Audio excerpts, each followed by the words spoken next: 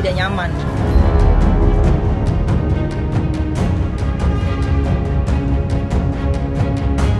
Harusnya kita juga mampulah untuk menyiapkan tempat untuk bekerja live TikTok itu ya.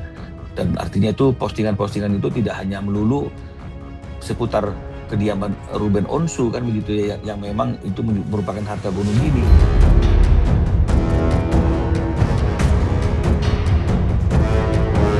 Saya juga sebenarnya shock itu.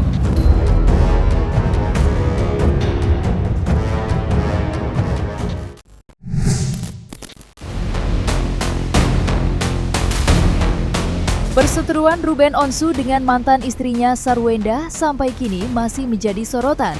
Dan yang menarik perhatian, baru-baru postingan Ruben Onsu membuat publik geger. Pasalnya, dalam postingan terbarunya, Ruben disebut-sebut menyindir aksi kekasih Sarwenda, Giorgio Antonio Chandra alias Gio, yang kerap membuat konten di rumah kediaman mantan suami Sarwenda dan kedua putrinya. Tidak itu saja, Gio bahkan sering mengakui jika rumah yang masih dicicil Ruben itu adalah rumah pribadinya. Alhasil, postingan Ruben Onsu itu dalam sekejap langsung dibanjiri komentar dari para sahabat hingga para netizen. Di rumah paling enak ngopi dulu ya, tulis Ruben dalam postingannya baru-baru ini. Tak perlu menunggu waktu lama, berbagai komentar netizen pun membanjir postingan Ruben yang ikut menyindir Gio. Diposting sama yang punya rumah, ya elah nggak malu apa lu. Tulis netizen mengomentari postingan Ruben yang diduga menyindir Gio. Tidak itu saja, dalam video yang sama, Gio juga dituding sering menggunakan mobil mewah yang dibelikan Ruben untuk anak-anaknya. Hal ini disadari netizen sampai tuai komentar menohor. Ini yang mobil Ruben itu ya? Maaf nanya. Tulis netizen pada video Gio yang menggunakan mobil yang dibeli Ruben untuk anak-anaknya. Masih soal Gio yang kerap menggunakan fasilitas yang mewah mulai dari mobil hingga rumah yang notabene bukan miliknya. Kabarnya setelah Betran Peito atau yang kerap disapa Onyo keluar dari rumah itu dan memilih tinggal bersama Ruben, Gio makin sering menghabiskan waktu di rumah bersama Sarwenda. Beberapa video lama kini kembali disorot saat Gio tertangkap kamera sedang live dengan adik Sarwenda. Ya, dalam video itu dengan jelas, Gio sedang santai berjalan sambil memakai baju berasa di rumahnya sendiri. Lantas, benarkah ini yang menjadi alasan Ruben begitu kecewa sekaligus cemas dengan lingkungan rumah yang ditempati kedua putrinya? Dan mungkinkah dipicu persoalan itu pula yang membuat Ruben selama 6 bulan kebelakang menyetop sementara kiriman uang bulanan?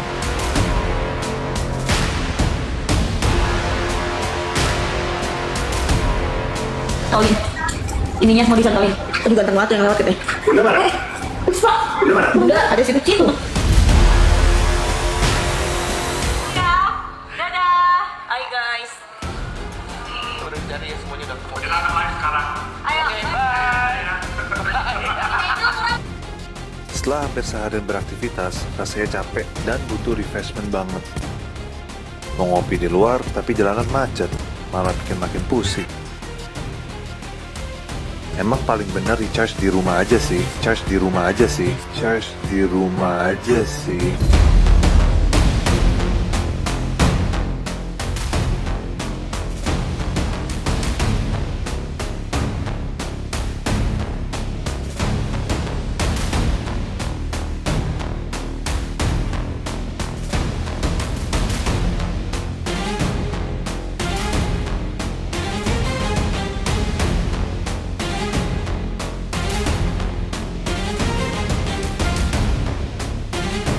Harusnya kita juga mampulah untuk menyiapkan tempat untuk bekerja live TikTok itu ya. Dan artinya itu postingan-postingan itu tidak hanya melulu seputar kediaman Ruben Onsu kan begitu ya, yang memang itu merupakan harta gunung gini kan begitu ya. Jadi kalau misalnya kemudian Ruben memberikan ucapan seperti itu, sebenarnya kan ya artinya ini mengetuk lah, artinya mengetuk supaya lu sadarlah gitu, jangan sampai artinya itu terlalu jauh sebelum ada ikatan itu dan ada di rumahnya mereka dan juga anak-anaknya juga jadinya tanpa ada batasan lagi gitu dengan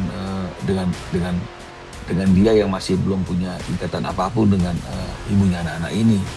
Jadi hanya sebatas itu aja. Ini kan karena kan kita orang timur ya, jadi artinya kan segala sesuatu itu kan pasti ada batasan-batasan yang harus dijaga. Begitu juga mengenai masalah gonogini. Ya, kalau memang misalnya mau kita renegosiasi atau cari solusi, ini juga mungkin masih enak ngomongnya gitu loh. Kenapa kok KPR-nya nggak dibayarkan lagi? Apakah ada kesulitan atau bagaimana mekanismenya? Pasti kan akan enak ngobrolnya gitu, tanpa harus ada kondisi di mana anak sampai hari ini belum diberikan waktu untuk berkumpul dengan ayahnya, dengan Ruben Onsu gitu. Sangat amat tidak nyaman. Hati kita juga aduh. Tapi ya udahlah, saya cuman bilang ini adalah hal yang tidak baik. Kita nggak tahu uang itu untuk apa, tapi yang pasti kan artinya tidak hanya untuk kebutuhan anak saja yang kita tanggulangi. Kalau dari rincian itu yang disampaikan oleh S kepada Ruben kan juga ada hal-hal yang lain. Kalau ternyata hal-hal lain itu ternyata diperuntukkan untuk hal yang lain, ya kita nggak tahu. Ya kalau misalnya kemudian selisih uang les balet yang ternyata cuma 1 juta sampai 1.500.000, tapi tiap bulan diminta 22 juta dan kemudian selisihnya dibelikan untuk hal-hal yang lain, ya kita nggak tahu. Tapi yang pasti kan sudah ada ketidakjujuran di sini. Padahal kalau kita lihat dari akta 39-nya, Ruben bertanggung jawab atas biaya-biaya anak ya, biaya anak ya, bukan biaya rumah tangganya ya, tapi biaya anak karena udah cerai ya, biaya anak. Tapi sebelumnya memang harus ada diskusi gitu loh. Jadi nggak bisa S ini memutuskan sendiri gitu loh, misalnya anaknya mau dileskan ini, leskan itu, nggak bisa. Karena semua hal yang berkaitan dengan masalah anak ini tetap harus mereka berdua yang memutuskannya. Ruben juga sebagai ayahnya juga berhak untuk memberikan masukan dan memutuskan. Ya, tinggalnya memang ada bersama dengan ibunya gitu loh. Ya, tapi bukan berarti masa depan anak ini hanya S saja yang menentukan, seolah itu adalah anaknya S gitu loh. Ini yang merupakan sesuatu hal yang keliru yang masyarakat juga harus tahu itu. Terlepas dari sindiran Ruben, aksi Betran Peito belakangan juga ikut menyorot perhatian. Curhatnya di media sosial kini viral di tengah konflik kedua orang tua angkatnya itu. Onyo seringkali menyindir perlakuan ibu angkatnya itu dengan menuding semua yang dialami ayah angkatnya kini adalah rencana jahat yang sudah lama direncanakan. Ini semua udah kalian rencanakan dari dulu untuk ayah. Semua kejadian kalian itu kejahatan yang kalian tanamkan. Bukan karena ayah, tapi karena ucapan kalian yang ngatain ayah, merendahkan dan menghina ayah. Tulis Betran. Tak hanya itu, Betran juga membongkar adanya perlakuan kasar, serta pernyataan pedas dari pihak lain demi membela sang ayah dari berbagai tudingan miring. Dengan nada berani, ia langsung menantang sosok yang dipanggilnya tante atas tindakan kekerasan fisik yang diterimanya. Ayah tidak pernah Onyo, tante coba jelaskan kenapa Onyo. Please jujur, ayolah, tante yang sudah buat kami hancur, dan sekarang aku tidak takut untuk manusia serakah.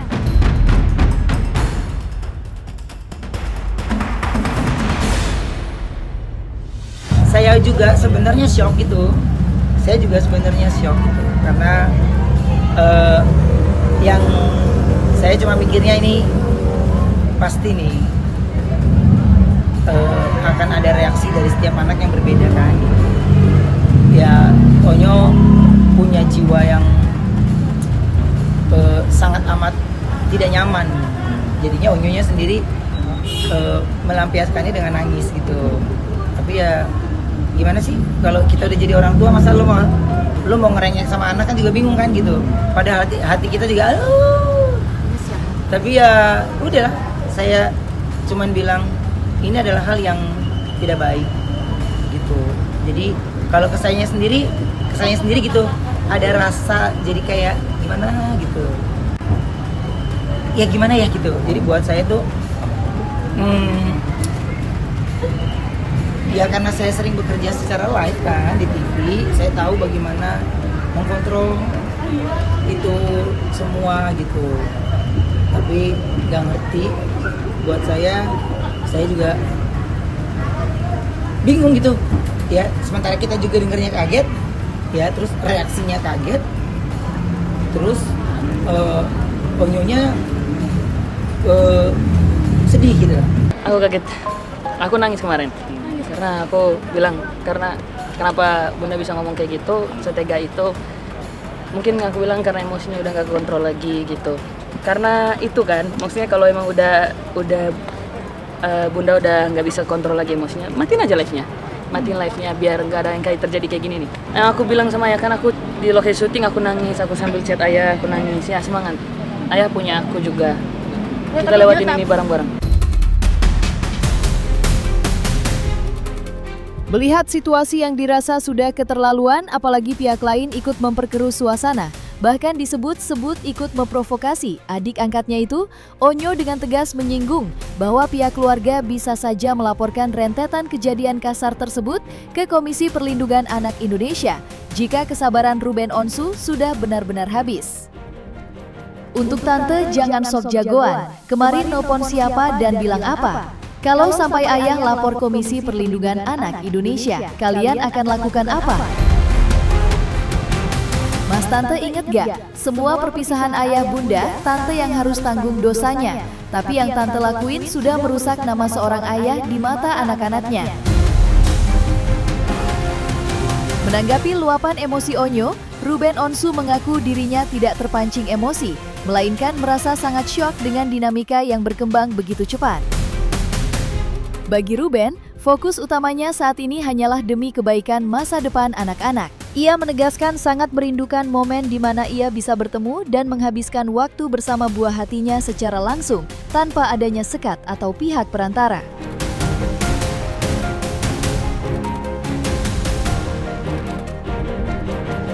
Yang lagi saya lakukan ya, saya mau ngobrol sama Onyo, kayak apa, seperti apa yang membuat dia menjadi ya bisa meluapkan itu, bisa meluapkan itu. Jadi saya sebagai orang tuanya harus tahu dulu nih apa dulu permasalahannya, ya gimana. Jadi nggak semata-mata saya hanya menyimpulkan dari yang saya baca doang. Kayaknya sekarang udah bukan saatnya kesana sih ya kalau menurut saya sih gitu. Tapi kan kalau Onyo ini kan ungkapan ya kita pernah ada di usia mereka kan ya gitu. Kita pernah ada di usia mereka gitu. Makanya reaksi Onyo sendiri pun aku baru tanyakan ke dia gitu. Terus dia kan nggak bisa kita Onyo coba jelasin gitu. Kan dari pagi saya juga ada kegiatan, jadi saya baru ntar ketemu sama dia, baru duduk ngobrol sama anak usia gitu kan, kita harus tidak membuat jadi tegang kan. Jadi saya harus membuat obrolan itu ya bukan kita sedang menginterogasi, tapi saya cuma mau tanya apa, bagaimana sih karena kalau semuanya kita atur, nanti dia akan ngerasa semuanya salah apa yang dia lakukan. Jadi dia mau berekspresi apapun yang dia ungkapkan, ya saya harus dengar dari dianya dulu. Pokoknya kalau saya ngobrol yang belum saya tahu, ya nanti malah jadinya fitnah ya. Meskipun tidak menutup kemungkinan, ya meskipun tidak menutup kemungkinan, ya jika Ruben menginginkannya, bisa saja ya semua masalah itu dia proses secara hukum ya. Tapi yang paling penting kan perjuangan utamanya kan adalah anak ini. Jadi jangan sampai kita tergiring untuk membahas hal-hal yang lain yang yang akhirnya justru melupakan hal yang utama tadi itu.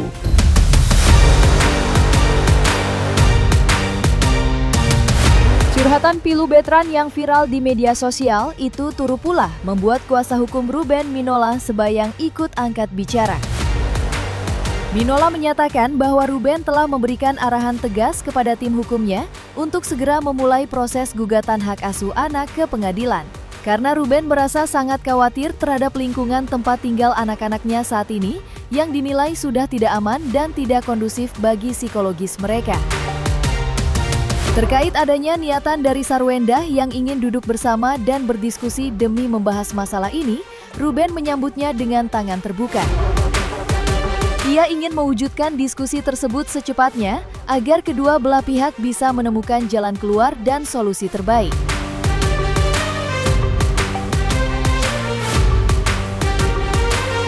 Saya sudah sampaikan kemarin ya ke beberapa teman ya, Artinya yang tadinya hanya masih baru dipertimbangkan, ini Ruben sudah bilang ke kita, ya udah dipersiapkan saja gugatannya. Berarti sekarang kan lagi dalam proses nih. Kan buat gugatan itu kan nggak bisa artinya itu kita selesaikan dengan cepat-cepat, Mbak. Kan gitu kan, kita kan nggak mau juga membuat gugatan yang buru-buru sifatnya. Nah, baru kemarin ngomongnya, kemarin tuh di hari Sabtu. Ya, Sabtu. Nah, sekarang baru di hari Minggu gitu loh. Jadi artinya barulah di hari Senin besok mungkin mulai ada persiapan untuk mulai menyusun gugatan, mengumpulkan bukti-bukti. Nah, jadi artinya itu yang akan terjadi kalau yang itu berkaitan dengan masalah hak asuh anak. Ya, karena sangat jelas sekali fakta-faktanya, masyarakat juga bisa melihat bahwa anak-anak ini patut diduga dalam kondisi, dalam lingkungan yang tidak aman. Ya, karena anak-anak itu kan harusnya ada rasa rindu sama ayahnya, ya, ada rasa kangen sama ayahnya. Kalau kita lihat begitu dekatnya mereka bersama ayahnya, kan nggak mungkin dengan mudah saja langsung berbalik menjadi tidak ada rindu, tidak ada respect. Ini kan nggak mungkin. Pasti ada sesuatu di dalam cerita itu. Nah, kalau memang misalnya yang menyebabkannya seperti apa yang disampaikan oleh Onyo, ini kan benar-benar jadi sesuatu yang anak-anak ini sudah tidak pantas dan patut lagi berada dalam lingkungan yang seperti itu. Ya, karena harusnya anak-anak itu punya rasa rindu, ada rasa respect, dan orang tua yang ada dalam anak-anak dalam pengasuhannya juga harus menyampaikan agar anak-anak itu tidak tetap memiliki rasa hormat kepada ayahnya, ya, tetap memiliki rasa respect sama ayahnya gitu loh. Jadi jangan sampai perceraian yang terjadi antara ayah dan anak itu merubah situasi yang terjadi pada anak gitu loh. Karena kan tidak ada mantan anak, ini yang perlu digarisbawahi.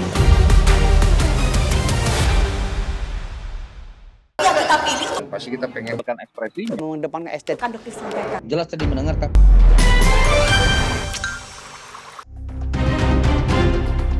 Dan jangan lupa untuk like, subscribe dan juga share channel YouTube Cumi Cumi.